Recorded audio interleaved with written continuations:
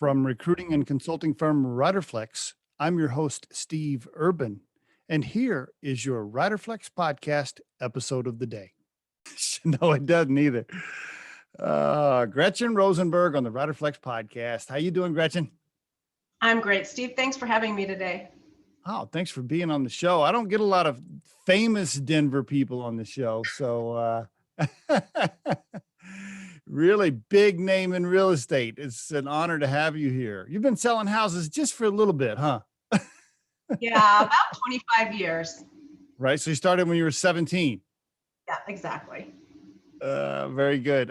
Before we get into all that, though, Kentwood and everything, I want to know about Gretchen personally. Give us a little family, where you grew up, mom and dad, siblings. Give us some of that if you don't mind. Yeah, it's great. So I was born in Cincinnati, Ohio, which is a terrible place to be born when your parents leave there at 9 months, because I do not know how to spell my place of birth on any form that's ever presented to me. But we moved to Southern California when I was 9 months old, and that's where I grew up.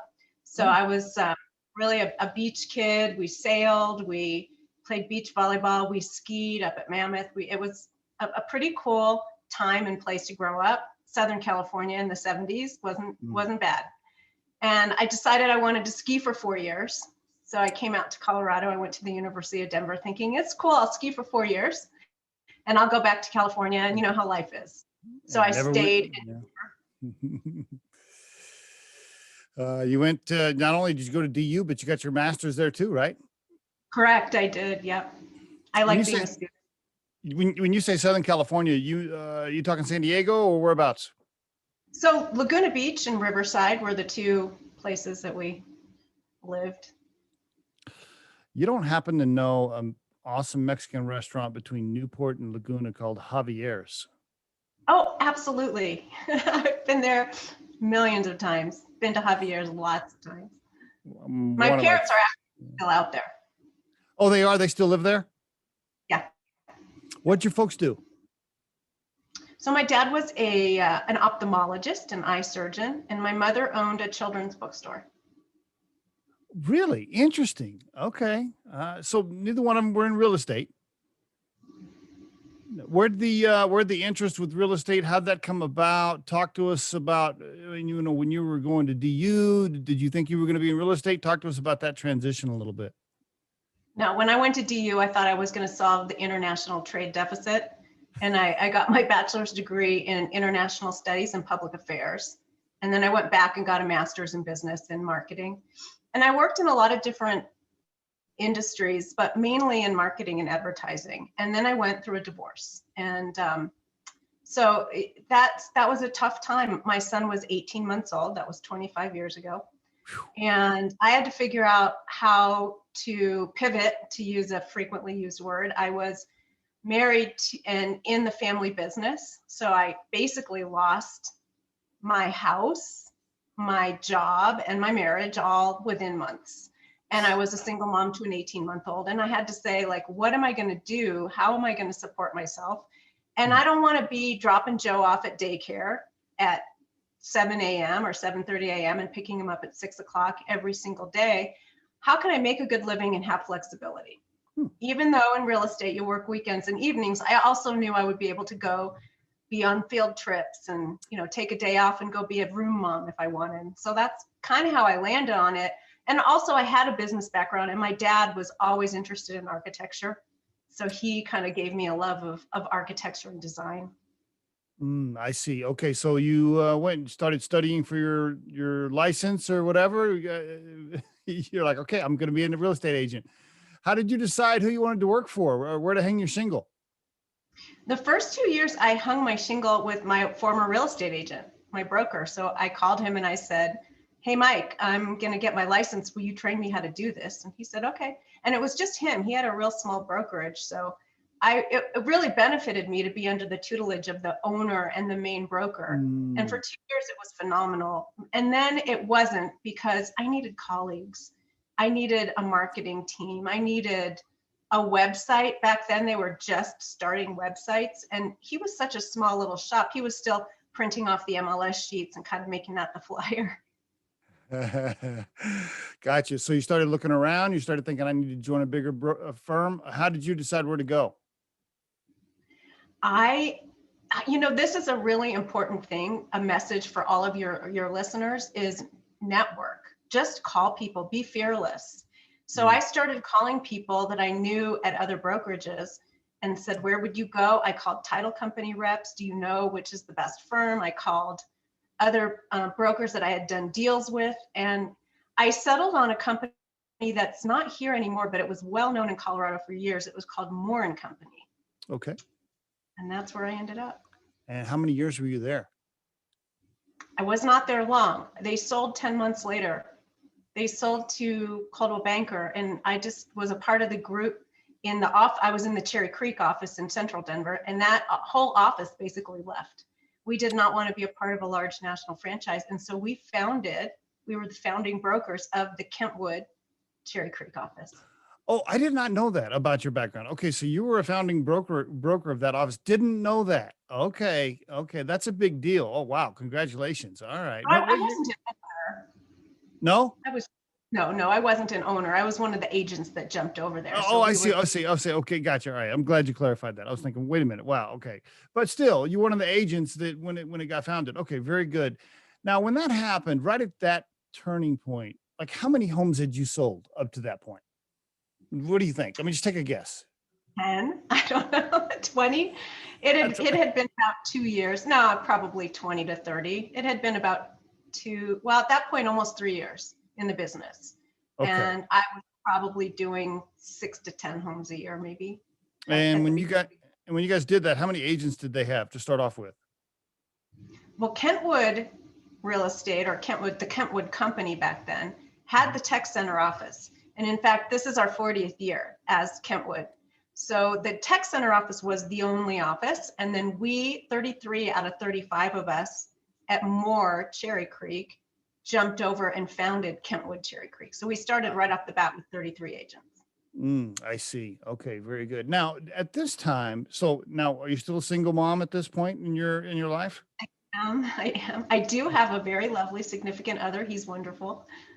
Now you do, but when this happened with Kentwood, you were still on your own. Yeah. Okay. Now, did you have aspirations at that point? Were you thinking, I don't want to sell homes my whole life. I eventually want to be an executive, an administrator, an operator. Did you have those aspirations? Talk to me about that. That's a really great question, because I didn't right off the bat. But maybe 5 years later, I started to think I can do management. And it's not easy for a real estate agent or a real estate broker to jump into management, as you know. That's it's right. A very different skill set. I felt like I probably could manage it. And so I voiced that to the owners of our office and said, I want to be a manager someday. Really? And what year was that? You remember?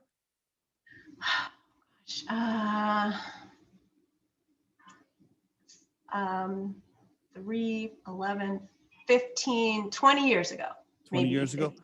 And did they have layers of management? I guess the team was big enough. Did they have layers of management, or was it just a bunch of agents and the owners? Or what was the setup? There were not layers. And so what they said is, we don't have any plans to go anywhere right now, but please don't leave Kentwood. And I said, well, I don't want to leave Kentwood. I love this company, but keep me in mind. And it took about 5 years before I could get into management. And I just kind of envisioned it. I envisioned what my sales meetings were going to be like. I used to go to spin class and spin and practice my sales meetings in my head. So for 5 years, I had this idea, like, this is what it's going to look like when I get to run an office. And I just kept telling him I want to do it. And when one of you retires. You were thinking, okay, these guys are older, guys, girls, whoever they were. I don't know who the founders were, but they're getting older. You're thinking they're not going to want to be here forever. Somebody's going to have to run this. Yep. Okay. That was just Creek office.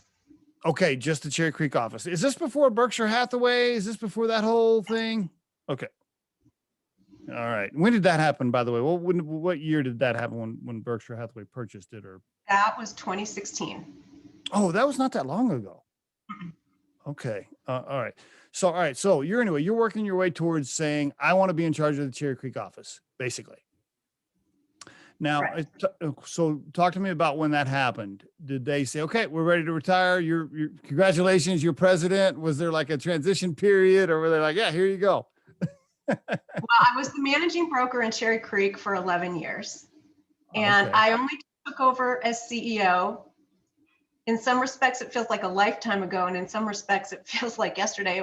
It's been 3 years this month that I've been CEO of the whole company. But for 11 years, I managed the Cherry Creek office. And the way they determined it would happen was our managing broker at the time, Chris Valetich, who, may he rest in peace, was the most amazing human being. He was lovely.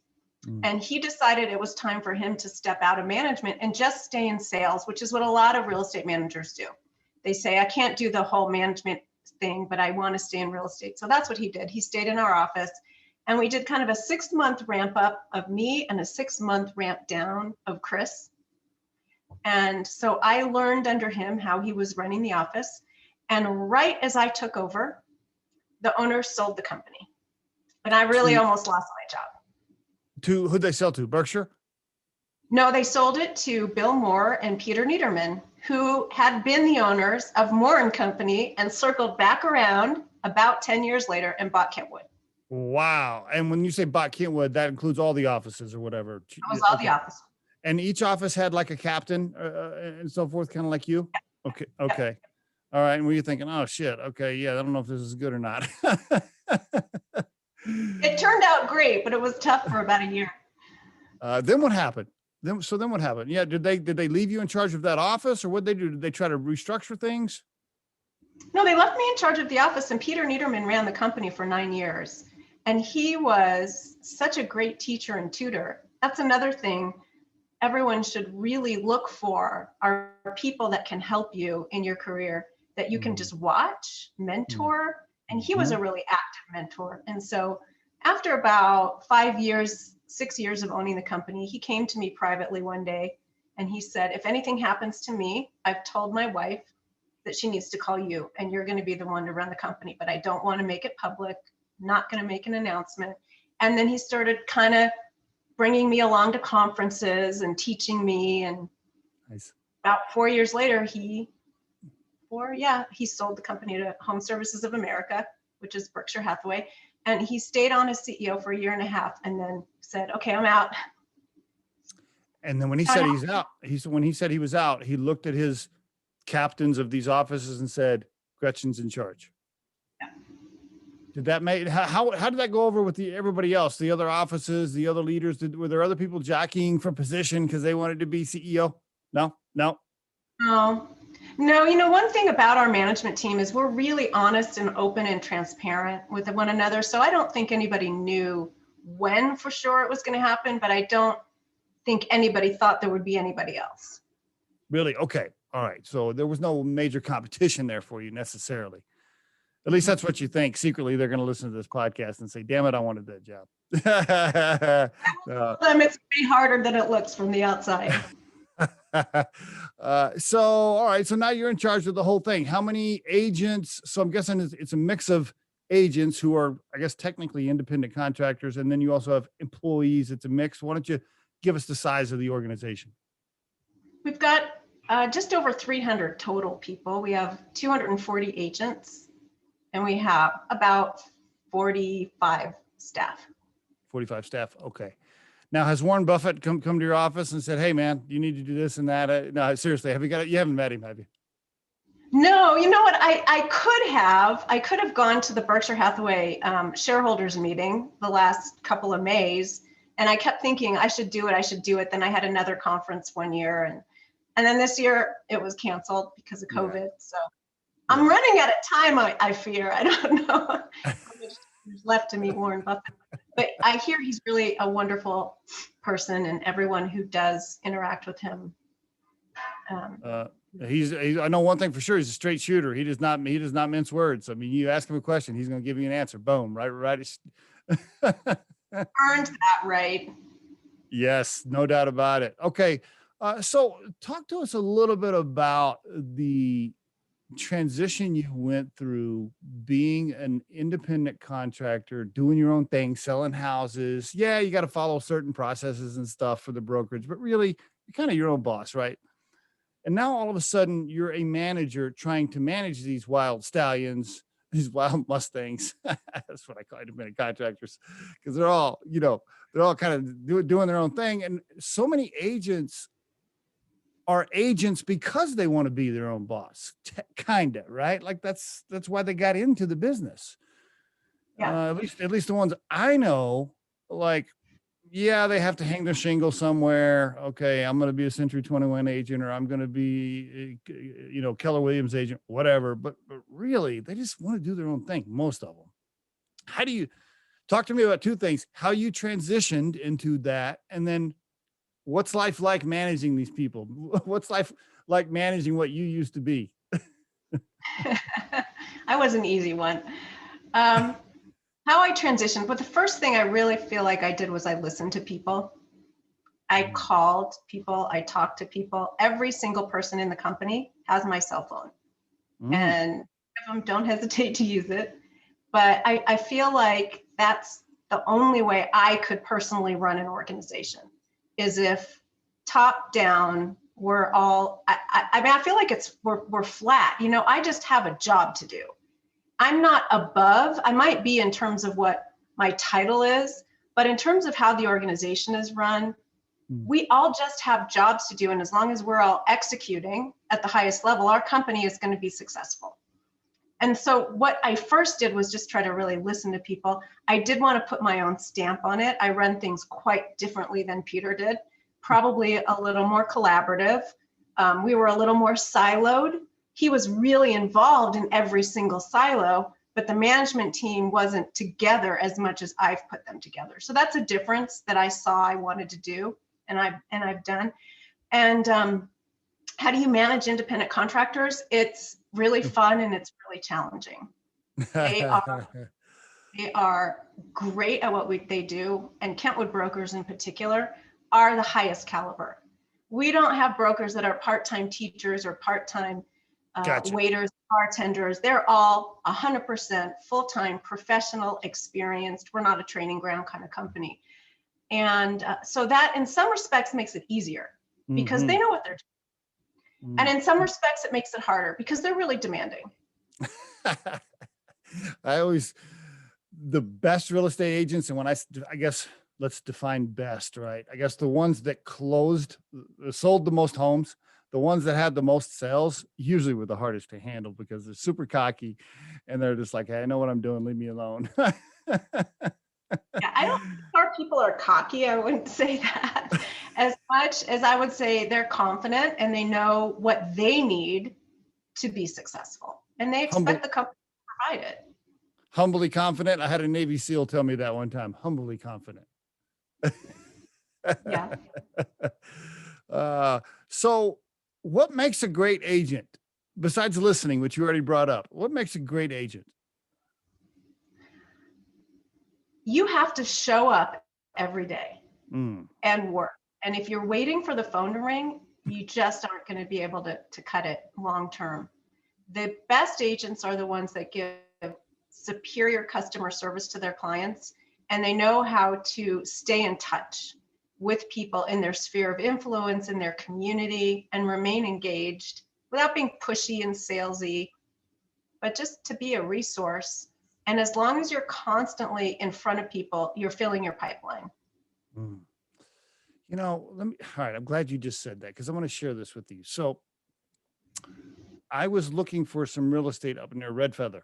I go up to the northwestern part, kind of northwest part of the state a lot for camping and recreation. And so I wanted some land up there to use. And so I go on the internet, I'm looking for some land for sale, in that area.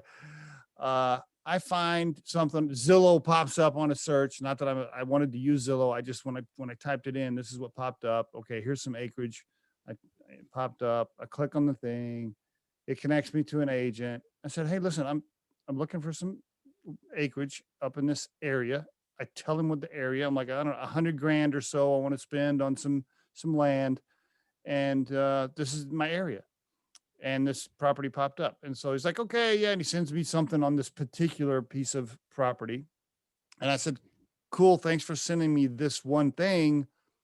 By the way, here's the map of the area I'm looking at. Send me all kinds of stuff that is in this area in this price range. That was a week ago. Have I heard back from him? Has he called me? Has he done any kind of follow-up? Anything? Nothing. And I was telling my wife, I'm like, God, you just show up. Like, just follow up. Like a simple follow-up call. Like, I told the guy I was ready to buy some land. If he would have just called me on a few options, we could. Anyway, I'm sorry. I'm just venting. That's okay. I have a Fort Collins office. We can help you. Right? I should have called you. Now I know. I can just say, hey, look, I know Gretchen personally, so you have to take care of me. Not that they wouldn't take care of me already, but They would take great care of you. That's such a nice place to chop down Christmas trees. So if you get some land up there, I'll come up and I'll chop down my tree on your land. It's funny you mentioned that. It's little stuff like that. Yeah, I want a little piece of property where we can just play around and maybe do some camping and be near other forest land and stuff, and park some recreational vehicles where I'm already up there. Does that make sense? Anyway, not to bore you with my personal goals, but the point is, so many real estate agents, I'm not talking about Kentwood real estate agents, but so many real estate agents, they're just not good, Gretchen. They just don't follow up. Yeah. And if they're not good at following up, they're not good in a transaction either. Right. That's the sign. That's your sign right there. You really think they're going to take care of you if you can't even depend on them to call you back? And so many of our brokers at our company end up having to really kind of work the whole transaction. They're representing one side or the other, but they're dealing with a less than professional broker from another firm. And it's not universally like this. There are many firms with outstanding brokers, and we all know who they are. And then there are others where they're just not quite, they don't stay educated, they don't stay on top of it, they don't understand what their role is, and so they induce drama just to be the one that solves the problem then, and that doesn't help things. So many times our agents are the ones kind of having to shepherd the whole thing along just to keep the end result, which is what the buyer and seller want, a culmination of a transaction to happen. Right. That's right. Speaking of shepherding things along, I always found it fascinating how a good agent will help the buyer and seller do the dance and get on the dance floor and waltz, and it's going to be okay. And let's all just get along. And I know you have an ego and you have an ego, but it's all going to work out. A good agent makes sure that all goes smooth. Can I ask you a couple of specific questions around commercial real estate? Because Kentwood does commercial, right? You have a commercial division or whatever you call it. I don't. Man, is this like is this gotta be a scary time for commercial real estate, isn't it? Kind of. I mean, I know you're going to give me all the right answers. You're going to speak positively and tell me, I mean, I don't know. I'm like, okay, nobody's going to offices. I see a lot of for lease signs, commercial real estate. I'm like, I don't know if I'd want to be in commercial real estate. Talk to me, Gretchen. What's the story?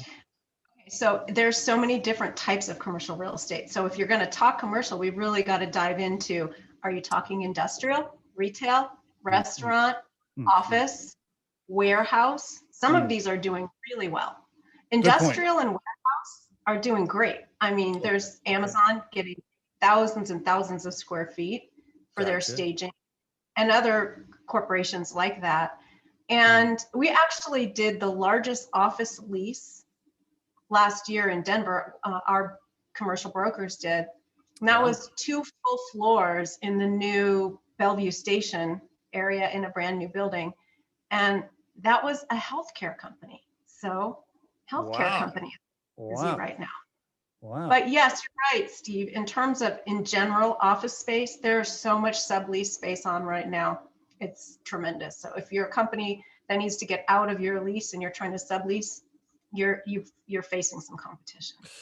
Will we eventually see, this is kind of crazy, I'm really stretching it here, but just for interesting conversation, will we eventually see skyscrapers turned into housing units instead of cubicle office space? What are your thoughts? No. What do you see? You know what? Go ahead. A lot of companies are finding that work from home has worked okay. I mean, we're doing a lot of work from home, but they miss the collaboration. They're not getting those side hallway conversations they're not iterating, and they're not coming up with new ideas. And so many of the companies are saying to us, we will be back in the office at some point, or we'll have a hybrid kind of work from home office. I don't see offices going away entirely, but it's probably going to take a couple of years before we're really back in. I see a hybrid model too. I agree. I see something like that, or just a little more flexibility than there used to be. You know, some of the old school CEOs and stuff, they're like, oh my God, if I don't see the person sitting in the chair, they must not be working. I think some of that. Watching Oprah. Yeah. It's too easy to measure productivity these days. You know whether or not they're producing or not, for the most part, and most of them. So I think it's probably some sort of a hybrid. You know, even Riderflex, as a recruiting firm, we're 100% remote, and we have been for 4 years. But there are times when I'm like, I kind of wish Scott was in the office today, you know, or I wish I was in the office with Kelly and Brianna today. There are times when I want to get out of the house, and, you know, the office at home is kind of getting on my nerves. And and I wish that we had a satellite office. There are times when I'm like, I kind of wish we had a satellite office today. This place is getting on my nerves. I have some space. I can sublease you. You're the person to talk to, right? Okay. Okay. I was wondering how you felt about, office space in general and that whole thing. So I appreciate the positive spirit around that. I do think people want to be out more than they have been. That's for sure. I mean, we are social creatures, right? We do want to be around each other, don't we? I do. Yeah, for sure. Not only just get together in an office, but my gosh, I'll be glad when I can go to happy hour with my friends. Like I need that. I was telling somebody the other day, I'm like, holy shit, I gotta go. I mean, I love my wife and everything, but I need to get out of here. How about the housing market in general for residential? Let me ask you that kind of last main topic before some life advice. Where are we at? I mean, should I be buying, selling? If you know, where are we at? Residential, give me the outlook. We have a crisis of inventory, and it's been tight. Our inventory's been tight for years, 5 years at least. And this year it's the worst it's been. We ended December with 2,541 to be exact, active listings on the market. This does not include new construction. This is just in the MLS. Wow. 2,541, and Denver is a city of 2.8 million people. Total? Like, what is that? What area? Like, what is that map? Is that Colorado or what is that? That's the 11 metro county region. Wow. Holy cow. Denver. Yeah. So does that mean I should be selling? Does that mean you should be selling? We need you to sell, please. You know, it's like this conundrum that's been going on. The sellers are saying, the homeowners are saying, I don't have anything to find. There's no houses out there for me to look at, so I'm not going to sell. And I'm saying, if all y'all would put your houses on the market, you would find houses. But it's this conundrum that we can't seem to solve for. Interesting. Okay. Well, maybe I should be selling right now. By the way, I just heard you use the word y'all, and you're not from the South. So there must be somebody in your office or somebody you're close to that you're hanging around that's using that word. I don't know, I guess. Okay. So now's the time to sell. If you're thinking about selling, now is a good time. You're going to get whatever you want for your house. Well, I don't know if you'll get whatever you want, but you're going to get a good price for your home right now. You will, as long as you're realistic.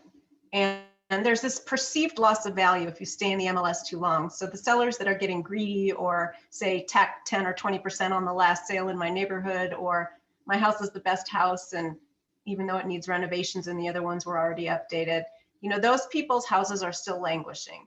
But for the most part, homes are selling in days, in less than a week. Wow. What's the smart thing to do when it comes to improvements before you sell? I've heard so many different opinions on this. You know, some people are like, look, if it's selling for this price in this neighborhood, if it's a 3-bedroom, 2-bath, this is what it's going to sell for. I don't care if you got fresh paint in the bathroom or not. What are your thoughts on all that? I tend to disagree. Okay. And I think it's kind of the HGTV effect. So what buyers want right now is they want it to look like what they saw on House Hunters International or Property Brothers or something where they fixed it up and or love it or list it. You know, they want it to look like what they saw on TV. They don't want to do the work for the most part. I mean, this is obviously a mass generalization, but for the most part, they don't want to do the work. They want it done. And so those are the houses that are selling the quickest and for the most money. But am I going to get my money back though? Like if I really spend money on my basement that needs to be remodeled, am I really going to get that back? Basement, maybe not so much. You know, maybe you just paint it and carpet it.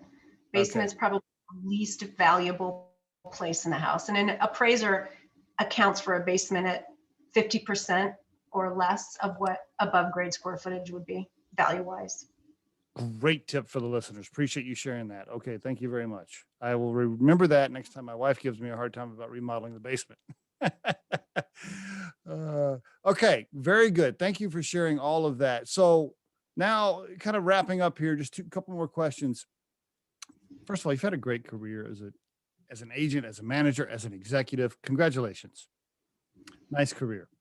Speaking of those TV shows, you know, you got a face for TV. You should probably do like a reality TV show yourself. Has anybody ever approached you with that? You'd be great. You'd be great. Maybe this podcast, by the way, if this podcast spins you into some sort of TV show, don't forget about Riderflex because you'll have to like do something for me. Great career. Really awesome. Congratulations. If you had to look back now though, if you could call let's see, when you got your MBA, you were probably what, 23 or something? I don't know, 24? I was like probably 27. Oh, okay. If you could call your 27-year-old self getting the MBA and give her any advice, knowing what you know now, what would you tell her? I would tell her, do exactly what you did. Nothing different. You wouldn't tweak anything. Maybe not get married the first time. That's right. That's true. Choose better in your personal life might be something, but yes, so that is some advice I would give myself. I would say though, career-wise, it is so important to learn, always be a student. I'm constantly reading or listening to podcasts.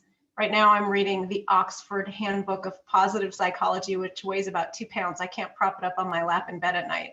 But you have to stay engaged. You can't think you know everything. And you need to find mentors. Someone who's either a lateral mentor or an above you mentor, but someone who will help you.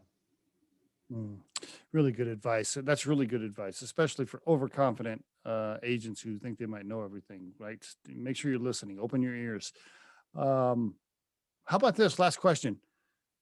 What is your core purpose in life right now? If you had to put that into a sentence, what would it sound like? I feel like staying really engaged in my community. And I don't just mean my community in terms of Denver, although I am engaged. In fact, just before I got on with you, I was on a board of directors meeting for Homemade Colorado, which is an organization I'm really passionate about. And we build and provide housing for the homeless. So being engaged in the community that way, but also being really engaged in my Kentwood community and my company's community. So I feel like what gets me up in the morning and gets me motivated is just the desire to show up, make a difference. You know, it's amazing. I'm always telling my grown sons, I'm like, look, if you work really hard, if you have decent people skills and decent communication skills, you'll be amazed at what that can do, because so many people just, they don't have those basics, right? They don't kick ass, or they have poor people skills. It really is not rocket science. And, you know, depending on what you're doing, unless you are a rocket scientist, right? If you'll just show up and just get up and work hard, you're going to be ahead of 60% of the people out there, because there's a lot of lazy people out there. I hate to, you know, bucket them that way, but yeah, if you'll just get up and work hard every day, you're going to be so far ahead. You're going to be doing great things for yourself. Good advice, Steve. Thank you. Gretchen, thank you so much for being on the Riderflex podcast. I really appreciate it. I do. Thank you. It was a lot of fun. If you think today's tip or guest interview can help someone you know, please share this with them. If you've enjoyed today's episode, please subscribe to our channel and hit the like button. The Riderflex Podcast features entrepreneurs, business executives, and the stories behind how they got there, as well as daily tips on career advice and job interviewing. You can visit riderflex.com to learn more about us and get information and pricing on the recruiting and consulting services we provide. Thanks so much for listening and have a great day.